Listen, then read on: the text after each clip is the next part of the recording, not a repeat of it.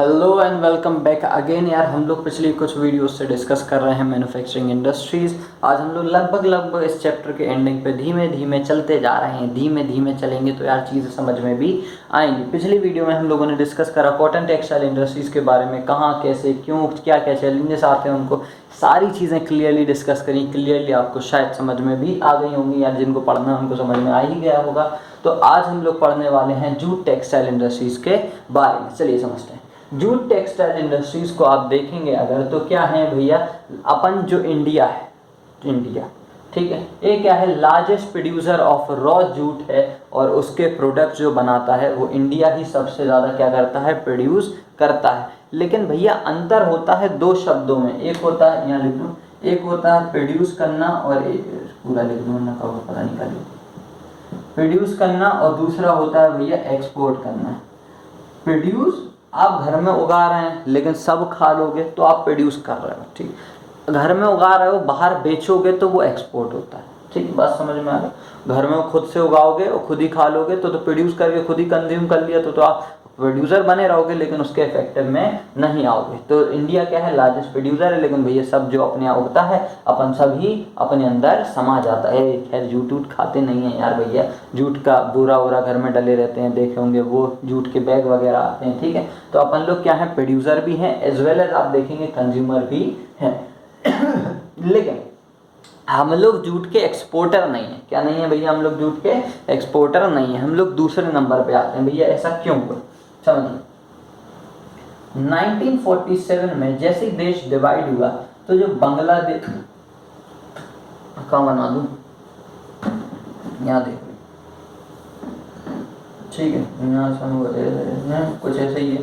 तो यहाँ जो बांग्लादेश वाला एरिया है, ये वाला हिस्सा, ठीक, यहाँ भारत से बट गया था, ठीक है। ये जब बटा तो यहाँ पे क्या हुआ, यहाँ बहुत सारी इंडस्ट्रीज थी, इतने एरिया में बहुत सारी इंडस्ट्रीज, यहाँ 75%, यहाँ 25%। तो जो 75% इंडस्ट्री थी, that mean 3-4 jute industries are किसके एरिया में आ गई भैया, ये बांग्लादेश के एरिया में आ गई। कितनी, 1947 में बांग्लादेश के एरिया में कितनी टेक्सटाइल इंडस्ट्रीज आ गई, जूट टेक्सटाइल इंडस्ट्री 3/4 इंडस्ट्री आ गई। इसीलिए बांग्लादेश क्या हो गया, फर्स्ट एक्सपोर्टर बन गया भैया किसका, जूट टेक्सटाइल का। अदरवाइज बांग्लादेश के पास ऐसा कुछ भी नहीं है। आप देखेंगे ये सबसे ज़्यादा कहाँ पे उगाया जाता है, जूट टेक्सटाइल, जूट कहाँ पे उगाया जाता है, तो ये आपको कोलकाता में देखने को मिलेगा। कोलकाता कहाँ है भैया, वेस्ट बंगाल स्टेट है, उसमें एक जगह है कोलकाता, ठीक है। कोलकाता क्या है भैया, जगह है वेस्ट बंगाल में, कैपिटल भी है, ठीक है। इसके बाद ये कहाँ पे मिलेगा, हुगली रिवर, उसी में कोलकाता में कौन सी है, हुगली। हुगली के ऊपर कौन सा ब्रिज बना, हावड़ा ब्रिज।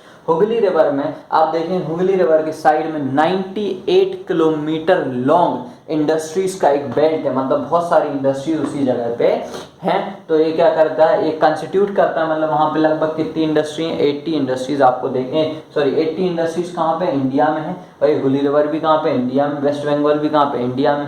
तो सारी चीज़ें कहाँ पे देखने को मिलती हैं, वहीं पे देखने को मिलती हैं, ठीक। इसके बाद आता है भैया जूट अच्छा है, जूट में हम लोग सबसे ज़्यादा उगाते हैं, सबसे ज़्यादा यूज भी करते हैं, सब चीज़ अच्छी।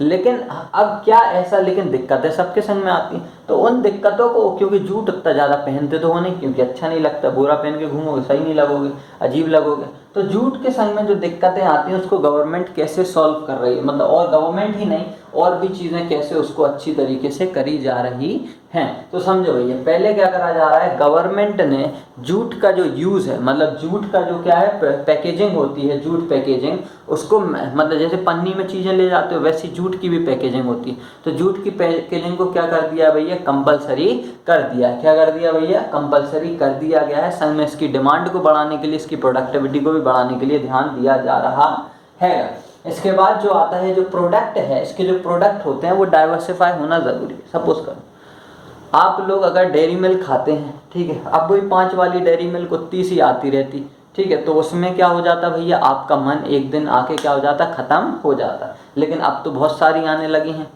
कौन कौन सी आती हैं यार, बबली आने लगी है, तो ओरियो में भी आने लगी है, कुछ चौक जैसा भी, मतलब बहुत सारी आने लगी हैं। तो आप उसको टाइम टू टाइम क्या कर सकते हैं, चेंज भी कर सकते हैं। तो इसी तरीके से जूट में भी क्या होना चाहिए, बहुत सारे अलग अलग प्रोडक्ट आने चाहिए जिसको आदमी समझदारी से उसको उपयोग भी कर सके।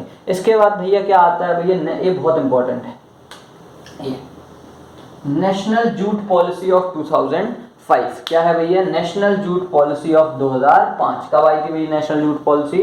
2005 में। इसने क्या करा था भैया, गवर्नमेंट ने कहा था कि हमको जूट की प्रोडक्टिविटी को क्या करना है, बढ़ाना हैगा। जूट की प्रोडक्टिविटी को क्या करना है, बढ़ाना हैगा। संग में जो क्वालिटी प्रोड्यूस करते हैं जूट की, हमको उस पर भी ध्यान देना है और ज़्यादा अच्छी क्वालिटी का हमको जूट प्रोड्यूस करना है। संग में हमको जो जूट प्रोडक्ट्स होते हैं वो भी हमको और अच्छी तरह क्वालिटी के बनाने हैं। इसके बाद ये क्या करते हैं, इनका मेन काम क्या था, ये जो पॉलिसीज़ वगैरह हैं ये हर एक जो जूट का फार्मर है उनके पास पहुँचे, पॉलिसी अच्छे से इम्प्लीमेंट हो सके, ऐसा ना हो बीच में भ्रष्टाचार हो के बीच कांग्रेस ने निकाली थी, भ्रष्टाचार ना हो तो ऐसा हो सकता। तो क्या ये क्या, ठीक है छोड़ो उसको।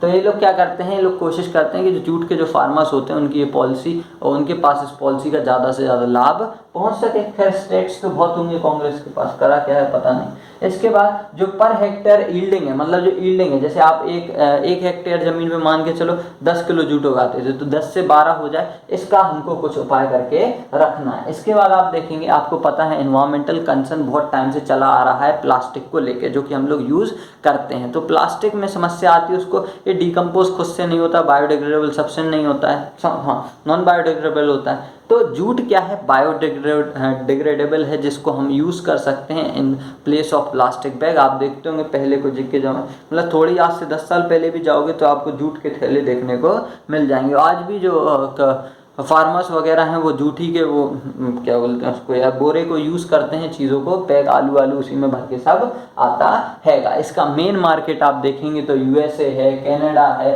रशिया है। रशिया में तो अभी लड़ाई चल रही है यूक्रेन से, तो रशिया तो अभी नहीं है, मतलब हैगा लेकिन फिर भी। इसके बाद आता है यूनाइटेड अरब रिपब्लिक, इसके बाद ऑस्ट्रेलिया और इंडिया, तो भैया खुद में एक बड़ा ही मार्केट हैगा। तो ये सारी चीज़ें हमको जूट टेक्सटाइल इंडस्ट्री से मतलब याद करके रखनी है, इसके अलावा पेपर में कुछ भी नहीं आएगा। Thanks for watching this video. अच्छी लगी हो तो लाइक करो।